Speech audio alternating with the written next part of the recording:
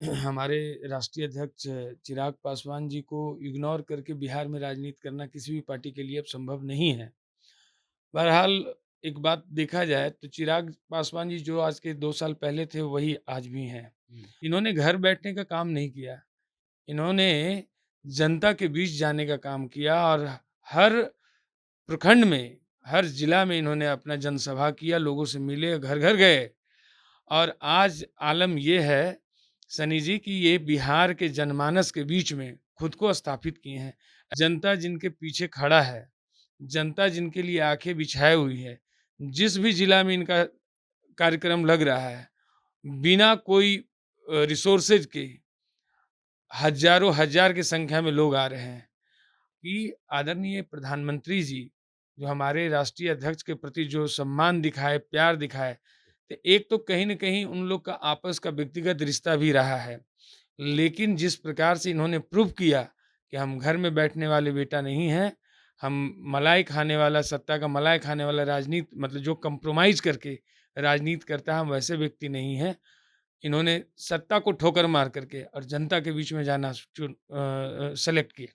गठबंधन का कुछ धर्म होता है, उसकी कुछ नियम होती है, नियमावली को आप साइन करते हैं। तो जब एक पार्टी और 1 से लेकर के 38 पार्टियाँ हैं इस गठबंधन में, तो इस एनडीए में शीर्ष नेतृत्व बैठ कर के इस चीज़ को फैसला करेंगे।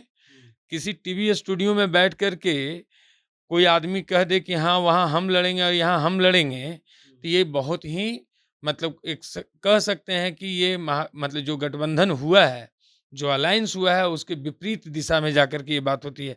हाजीपुर हमारा पहले जैसा कि बोले हैं कि हमारे स्वर्गीय रामविलास पासवान जी की सीट रही है और 8-10 बार वहाँ से चुनाव लड़े और हाजीपुर के जनमानस में, एकक लोग में आदरणीय रामविलास पासवान जी का मतलब स्नेह है, उनके प्रति बहुत प्यार है, मोहब्बत है और उनके वालिद होने के नाते चिराग पासवान जी का वो सीट बनता है। लेकिन इसको हम कौन होते हैं या वो कौन होते हैं, जब आप अलायंस किए हैं, इस बात को अलायंस के नेता पे छोड़ दीजिए। एनडीए की बैठक होती है और नेता तो कई पहुंचते हैं, लेकिन गला जो है एक ही नेता को प्रधानमंत्री लगाते हैं। नाम चिराग पासवान है उनका।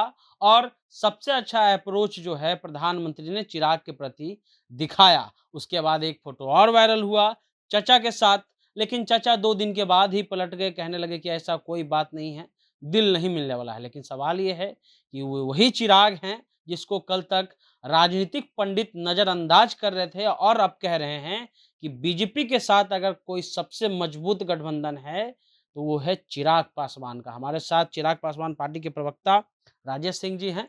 ये तो काफी अप्रोच देखा गया, प्रधानमंत्री गले लगा लिए। देखिए, हमारे राष्ट्रीय अध्यक्ष चिराग पासवान जी को इग्नोर करके बिहार में राजनीति करना किसी भी पार्टी के लिए अब संभव नहीं है। बहरहाल एक बात देखा जाए तो चिराग पासवान जी जो आज के 2 साल पहले थे वही आज भी हैं। तो इसमें अंतर क्या आया? तो अंतर ये आया कि इन्होंने अपने जो 2 साल के जो टफ पीरियड जो हमारे अध्यक्ष बोलते हैं, इन्होंने घर बैठने का काम नहीं किया। इन्होंने जनता के बीच जाने का काम किया और हर प्रखंड में, हर जिला में इन्होंने अपना जनसभा किया, लोगों से मिले, घर-घर गए। और आज आलम ये है सनी जी कि ये बिहार के जनमानस के बीच में खुद को स्थापित किए हैं। ऐसे नेता को कौन इग्नोर करके राजनीति कर सकता है? जनता जिनके पीछे खड़ा है, जनता जिनके लिए आँखें बिछाए हुई है, जिस भी जिला में इनका कार्यक्रम लग रहा है, बिना कोई रिसोर्सेज के हज़ारों हजार की संख्या में लोग आ रहे हैं। आखिर ऐसे नेता को नहीं पूछेंगे तो कैसे नेता को लोग पूछेंगे? तो मेरा कहना है क्या कि आदरणीय प्रधानमंत्री जी, जो हमारे राष्ट्रीय अध्यक्ष के प्रति जो सम्मान दिखाए, प्यार दिखाए, तो एक तो कहीं न कहीं उन लोग का आपस का व्यक्तिगत रिश्ता भी रहा है। लेकिन जिस प्रकार से इन्होंने प्रूव किया कि हम घर में बैठने वाले बेटा नहीं हैं, हम मलाई खाने वाला सत्ता का मलाई खाने वाला राजनीति मतलब जो कॉम्प्रोमाइज़ करके राजनीति करता है, हम वैसे व्यक्ति नहीं हैं। इन्होंने सत्ता को ठोकर मार करके और जनता के बीच में जाना सेलेक्ट किए। एक किए। एक घड़ी आकर के फिर घूम रही है। वो घड़ी आकर के हाजीपुर रुक जाती है। चाचा से मिले, बहुत बात हुआ कि लगता है कि दोनों में मिलाप हो गया है। चाचा कह दिए कि कुछ भी हो जाए, हाजीपुर तो नहीं छोड़ेंगे। चिराग कह रहे हैं कुछ भी हो जाए, हाजीपुर ही लड़ेंगे। देखिए, हमारे राष्ट्रीय अध्यक्ष ऐसे नहीं बोल रहे हैं जब से हम लोग एनडीए के पार्ट बने हैं लीगली। हुँ, औपचारिक तौर पे मान के चलिए, पहले एक एक था इस तरह से अप्रोच रूप से, हुँ, लेकिन जिस दिन हम लोग औपचारिक रूप से इसकी घोषणा हुआ कि हम एनडीए के पार्ट हो गए हैं, हुँ, तो हमारे अध्यक्ष बोलते हैं कि इसकी फैसला, चूँकि गठबंधन का कुछ धर्म होता है, उसकी कुछ नियम होती है, नियमावली को आप साइन करते हैं। तो जब एक पार्टी और 1 से लेकर के 38 पार्टियाँ हैं इस गठबंधन में, तो इस एनडीए में शीर्ष नेतृत्व बैठ कर के इस चीज़ को फैसला करेंगे। हुँ, किसी टीवी स्टूडियो में बैठ कर के कोई आदमी कह दे कि हाँ, वहाँ हम लड़ेंगे और यहाँ हम लड़ेंगे, हुँ, तो ये बहुत ही मतलब एक कह सकते हैं कि ये मतलब जो गठबंधन हुआ है, जो अलायंस हुआ है, उसके विपरीत दिशा में जाकर के ये बात होती है। बहरहाल एक बात आपको ज़रूर बताएँगे हम कि हाजीपुर हमारा पहले जैसा कि बोले हैं कि हमारे स्वर्गीय रामविलास पासवान जी की सीट रही है और 8-10 बार वहाँ से चुनाव लड़े और हाजीपुर के जनमानस में, एकक लोग में आदरणीय रामविलास पासवान जी का मतलब स्नेह है, उनके प्रति बहुत प्यार है, मोहब्बत है और उनके वालिद होने के नाते चिराग पासवान जी का वो सीट बनता है।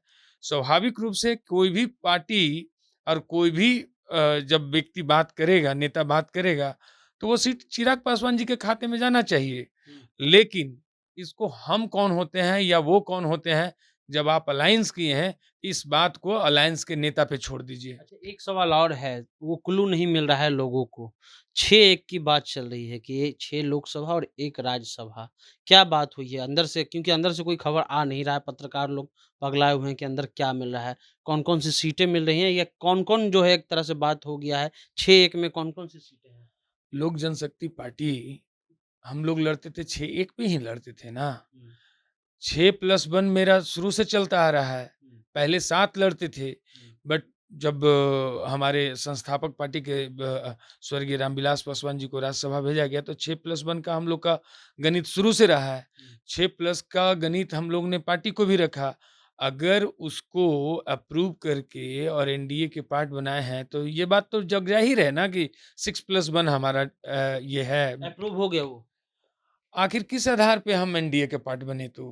हुँ, ये इसमें तो प्राइमा फेसी एकदम व्हाट ऑब्वियस सी बात है, इसको हुँ, मतलब इसको सवाल के घेरे में रखना ही नहीं चाहिए इस बात को। हुँ। हमारा 6+1 का शुरू से प्रपोज़ल था। अच्छा, एक सवाल और है राजेश जी। एक और आदमी बिहार का जो मुख्यमंत्री हो कह रहे हैं कि हम प्रधानमंत्री बनेंगे, तो इंडिया गठबंधन में बन गया है आपको पता होगा, तो कैसे ये होगा? क्योंकि भाई कहा जाता है कि बड़ा चिराग पासवान और नीतीश जी में जो है मतभेद है, लड़ाई है। हम तो चाहेंगे, देखिए आपका चैनल बहुत चर्चित चैनल है और इसकी रेटिंग देखते हैं कि 1-1 लाख 2-2 लाख जाता है व्यूअर्स में। एक बार आप ज़रा सर्वे कर लीजिए। हुँ, बिहार के रिजेक्ट इसलिए बोल रहे हैं कि तीसरे नंबर के, हुँ, तीसरे नंबर की पार्टी हुँ, 40 और 42 सीट से जीत करके एमएलए लाए और वो सीएम बने हुए हैं। वो भी चेहरा किनका था? आदरणीय नरेंद्र मोदी जी का और नीतीश कुमार दोनों को मिल करके।